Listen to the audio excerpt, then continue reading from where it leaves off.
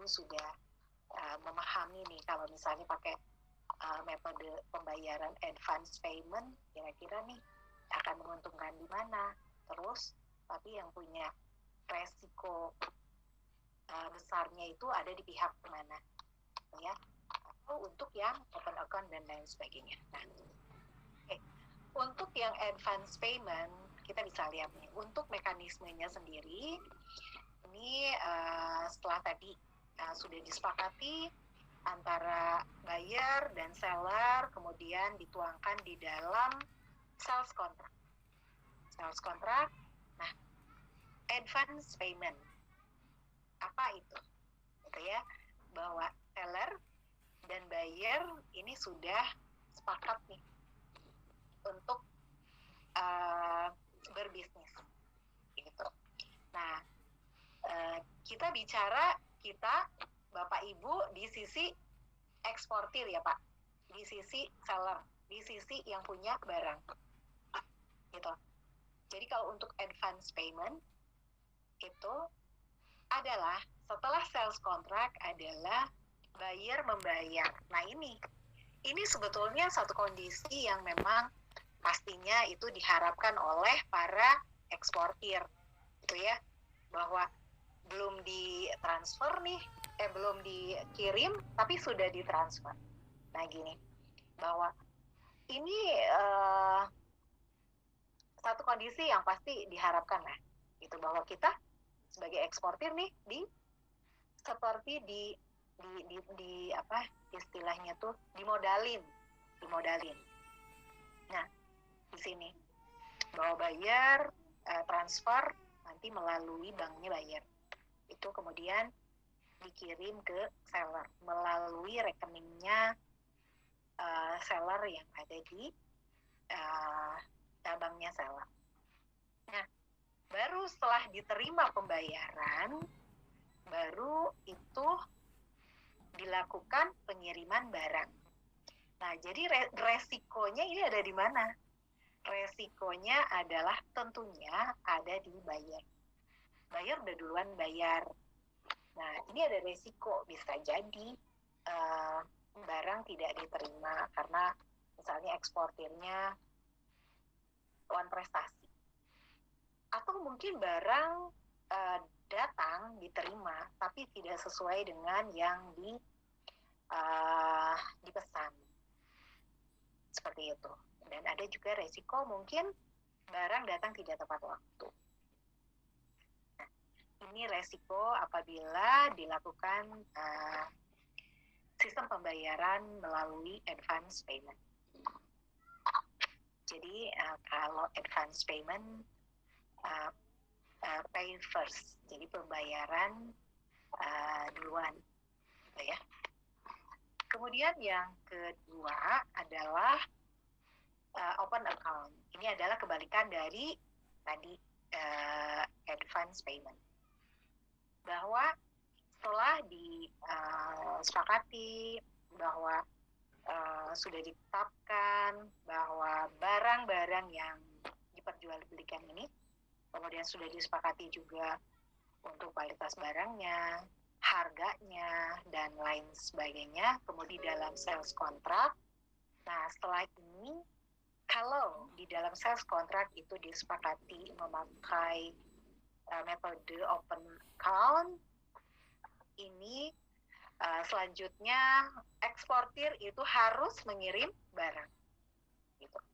Harus kirim barang, gitu ya, barang dan dokumen langsung ke buyer, seperti itu. Jadi dari Indonesia, misalnya dari Aceh langsung kirim ke Timur Tengah, misalnya seperti itu. Misalnya kirim kopi, langsung dikirim. Ini dilakukan shipment oleh eksportir, ini ya, oleh kita. Seperti itu. Kemudian nanti dari pihak importir itu akan melakukan pembayaran setelah menerima barang dan dokumen. Nah, di sini tentunya ada resiko nih. Resiko ada di mana? Resiko tentunya ini ada di pihak eksportir atau di pihak seller, gitu. bahwa barang sudah dikirim, ada resiko mungkin pembayaran tidak diterima, atau pembayaran tidak tepat waktu, atau pembayaran tidak sesuai. Nah, seperti ini. Jadi ini adalah kebalikan dari metode yang pertama tadi. Jadi kalau untuk open account itu shipment first. Seperti itu. Jadi pengiriman barang dan dokumen duluan. Baru setelah bayar terima baru dibayar. Nah, kemudian ini ada sistem pembayaran yang lainnya adalah melalui collection. Kalau collection di sini bahwa dokumen itu dikirim melalui bank. Jadi seperti apa ya istilahnya, bantu untuk menagihkan. Jadi peranan bank di sini adalah sebagai sebenarnya gini, seperti kantor pos mengirimkan dokumen. Nah, seperti apa mekanismenya? Bahwa setelah disepakati ini sales kontrak udah oke nih semua ya, bahwa ini collection ini ada dua macam nih, gitu ya. Nah, setelah ini kemudian eksportir itu mengirimkan barang ke importir. Kemudian dokumen yang kalau tadi itu dikirim langsung dengan barang, untuk dokumen di sini untuk yang memakai metode collection ini, dokumennya itu dikirim melalui bank. Jadi dipresentasikan ke bank. Jadi eksportir atau Bapak Ibu misalnya sebagai eksportir setelah kirim barang itu dokumen ekspornya itu dikirim melalui banknya Bapak Ibu. Gitu. Ya tentunya ini banknya adalah bank devisa ya Pak Ibu ya. Bank devisa itu di Indonesia tuh banyak sekali. Banyak itu tinggal memilih saja mau pakai bank mana gitu. Hanya mungkin harus pada saat awal mungkin harus banyak berkonsultasi juga dengan pihak bank untuk menanyakan juga apakah bank tersebut dia bisa melakukan hubungan koresponden dengan bank di luar saja, atau menerima untuk transaksi ekspor ini untuk bank mana saja di negara mana gitu. Supaya apa? Supaya nanti bisa tidak terlalu lama putar-putar gitu. Sebenarnya di semua bank juga bisa, namun kalau misalnya tidak ada hubungan, ini biasanya suka agak lama. Nah, ini setelah tadi dokumen dikirimkan oleh Bapak Ibu selaku eksportir ke banknya, ini dikirimkan ke importir melalui banknya Bapak Ibu, kemudian banknya Bapak Ibu mengirimkan dokumen tersebut ke banknya importir. Nah, seperti itu baru. Jadi sini Bunda ya. Ya. Nah, untuk metode pembayaran collection ini ada dua macam, yaitu ada yang pertama adalah document against payment, bahwa pembayaran dilakukan setelah dokumen dipresentasikan kepada buyer melalui bank. Jadi seperti yang tadi saya ceritakan, ini adalah document against payment. Jadi setelah barang kapalkan, kemudian dokumen dikirimkan ke bank. Nah, ini dari pihak buyer langsung membayar. Nah, ini document against payment. Namun ada satu lagi metode dari collection ini adalah jadi pembayarannya itu akan dilakukan setelah dilakukan akseptasi oleh pihak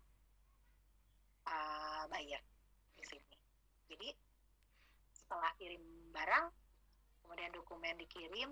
Nah, menunggu dulu di accept, disetujui oleh pihak importir, baru dibayar. Seperti itu. Nah,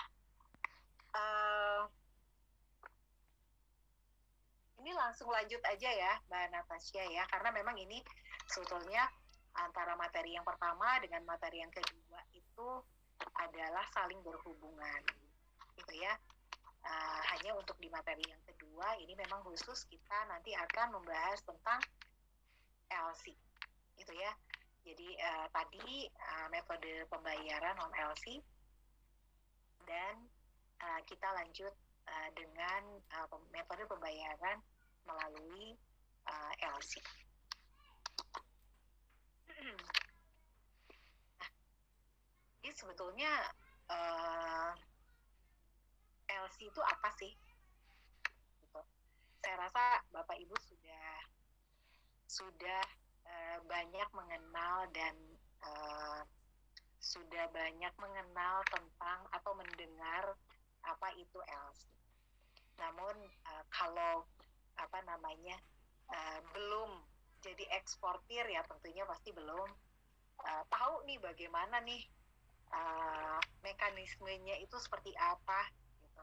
Nah, kalau kita bicara dari sisi eksportir bahwa LC itu kita di sisi eksportir ingatnya itu kita akan menerima LC. Jadi kita akan menerima LC dari customer kita atau buyer kita atau importir kita, atau satu lagi ini ada istilah ya yang dipakai di dalam LC itu adalah applicant. Jadi kalau nanti di dalam LC, applicant itu apa? Applicant itu adalah importer. Nah, karena kita ada di sisi eksportir, sehingga kita ingatnya kita akan menerima LC. LC itu bagaimana kita bisa terima? Nah, kembali lagi di dalam kesepakatan awal dengan buyer kita bahwa ini nanti metode pembayarannya mau pakai apa? Oke, disepakati pakai LC. Nah, jadi itu memang dari awal sudah disepakati itu memakai LC. Kenapa sih harus memakai LC?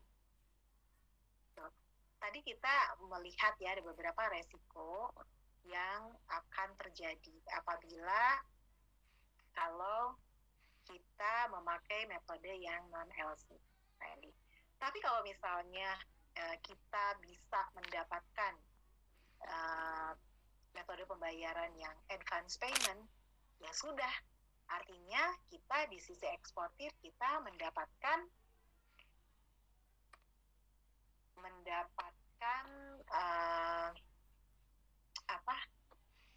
seperti kita dimodali gitu. Jadi kita belum, ya udah kita udah terima pembayaran, kita bisa siapkan barang kita untuk kita ekspor gitu, baru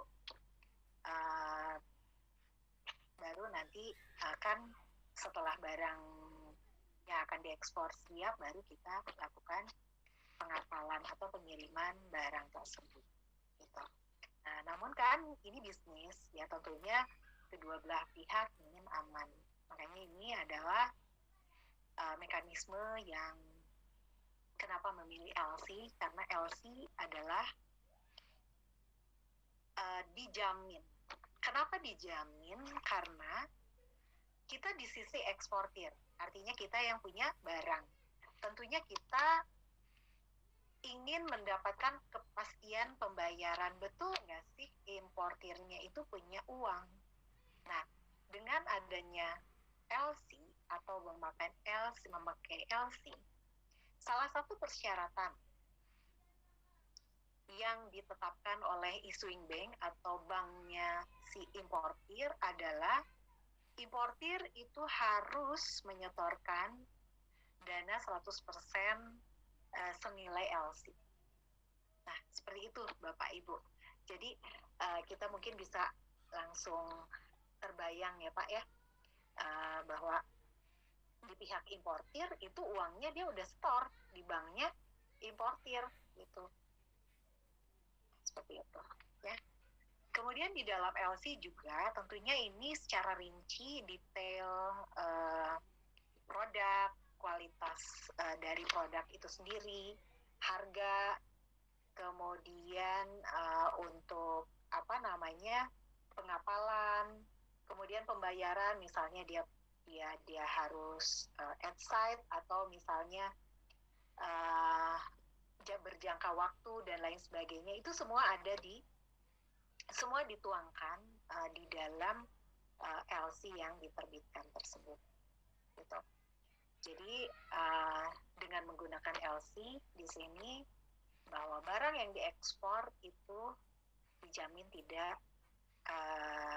terbayar, maksudnya tidak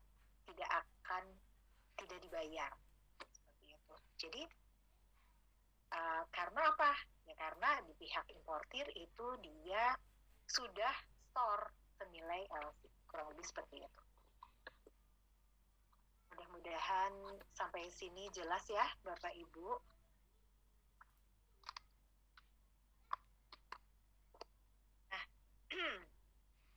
Nah, ini mekanisme dari LC itu sendiri. Jadi seperti apa sih, gitu ya? Nah, bagaimana mekanismenya? Nah, supaya nggak kadang suka terbalik-balik juga sih. Ini tuh antara istilah-istilah ini ya. Jadi kalau kita di sisi eksportir, nah kalau kita masuk ke dalam letter of credit itu nanti kita akan mengenal istilah beneficiary. Istilahnya itu menerima pembayaran gitu, menerima pembayaran dari pihak importir. Nah, ini untuk mekanisme itu sendiri untuk LC ya, kembali lagi ini dari sales contract, buyer atau importir, atau di dalam LC itu dikenal dengan applicant, itu akan datang ke banknya importir untuk mengajukan permohonan penerbitan LC. Gitu. Ya tentunya ini mekanisme LC kan sudah disepakati ya, gitu. Bahwa ini kedua belah pihak sudah sepakat untuk pembayaran ekspornya itu melalui mekanisme LC. Nah, di sini tentunya si importir itu sudah tahu kewajibannya dia yang harus dia lakukan, yang akan dia lakukan itu seperti apa. Salah satunya adalah dia sudah mempersiapkan dana untuk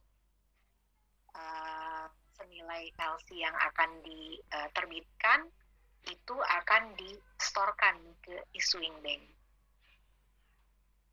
penerbit LC. Nah, ini nanti importir akan memberikan atau menyampaikan seluruh persyaratan yang terkait penerbitan LC ini. Itu kemudian, nah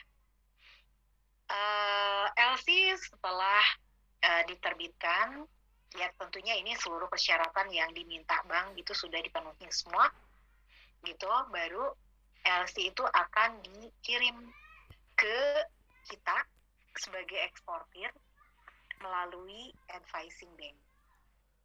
Nah, advising bank ini adalah bisa juga berperan sebagai negotiating bank. Ini kenapa nggak saya tulis nih di sini? Anggaplah bahwa advising bank ini merupakan negotiating bank, atau banknya Bapak Ibu. Misalnya, tentunya ya Bapak nanti Bapak Ibu untuk menetapkan banknya Bapak Ibu, bank eksportir, itu tentunya ini dikenal sebagai bank devisa. Bank yang bisa melakukan transaksi devisa, bank yang bisa melakukan transaksi perdagangan internasional. Nah, setelah LC ini sudah ada nih di advising bank, nanti akan disampaikan ke pihak Bapak Ibu. Nah, kita kembali lagi lihat lagi nih klausul di dalam LC. Sebetulnya di dalam prakteknya ini sebelum LC yang aslinya datang, itu sebetulnya antara seller dan buyer ini suka halo-halo gitu. Jadi kita di pihak eksportir tuh sudah tahu draft LC yang akan nanti diterbitkan itu akan seperti apa. Kenapa seperti itu? Karena kita sambil kita juga cross check bahwa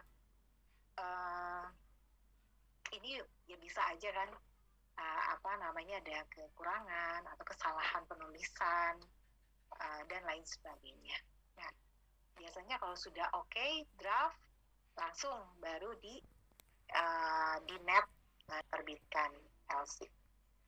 Nah, namun di sini kita juga selaku eksportir harus mempunyai kewajiban untuk mengecek kembali, gitu ya, melihat kembali klausul-klausulnya apa betul sudah sesuai dengan yang diperjanjikan. Kalau misalnya ada yang tidak sesuai, ini bisa disampaikan ke applicant, sehingga applicant atau importir itu akan mengajukan perubahan klausul LC. Itu sangat dimungkinkan, karena ini adalah kesepakatan dari dua belah pihak, ya. Anggap aja kalau klausul LC itu disesuai dengan kesepakatan, maka pihak Bapak Ibu atau pihak eksportir itu akan mempersiapkan barang atau mungkin barang sudah siap nih, tinggal dikapalkan atau tinggal dikirim. Nah, selanjutnya ini setelah barang dikapalkan, dikirim ke negaranya si buyer, untuk dokumen ekspornya itu diserahkan atau dikirim ke pihak buyer tapi melalui bank. Nah, di sini melalui negotiating bank atau melalui advising bank. Nanti pihak bank akan memeriksa seluruh dokumen yang disampaikan oleh eksportir di sini. Apabila ada kekurangan, biasanya itu segera dilengkapi, atau kalau misalnya masih ada penulisan-penulisan yang salah, itu juga sama segera diperbaiki untuk menjamin bahwa